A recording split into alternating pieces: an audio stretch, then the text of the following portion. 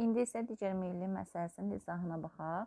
Şərtdə deyir ki, yamasda yerləşən iki nöqtədən biri 400 metr, digəri isə 2000 metr yüksəklikdədir. Bu iki nöqtə arasında meyilliyin 8% olduğunu bilərək, onlar arasındakı məsafəni hesablayın. İlk növbədə biz 2000 metr ilə 400 metr arasında fərqi tapaq. Bu eləyir 1600 metr. Aydındır ki, 1600 metr sürətdə yazılacaq. Bunu bildikdən sonra biz deməli burada kilometri tapa bilərik. Bunu necə eləyirik? Düsturda yerinə qoyuruq sadəcə olaraq. Demək, meyillik düsturunda meyillik bərabərdir.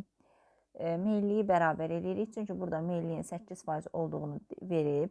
8 bərabərdir. 2000 metr ilə 4000 metrin fərqini tapdıq. Elədim 1600 metr. Bizə deməli bunlar arasındakı məsafə lazımdır. O bizə məlum deyil. Biz burada elə kilometri tapırıq. Demək 8% bərabərdir 1600 metr bölünsün x kilometr vurulsun 100%. 100%-ə vururuq. İndi buradan da tapırıq ki 8x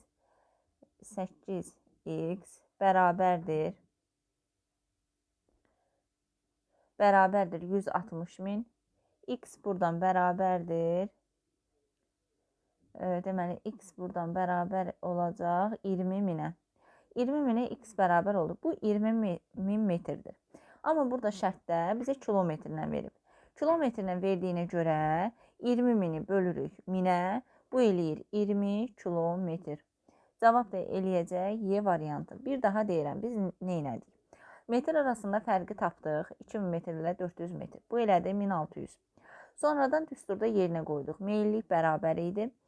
Metr sürətdə, məxrəsi isə kilometr yazılırdı. 8% bərabər elədik. Bir daha yazaq.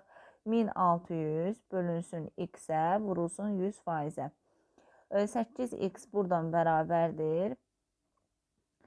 Buradan bərabər oldu 160 minə, x bərabər oldu 20 minə, 20 minə böldük minə, bu da elədi 20 kilometr.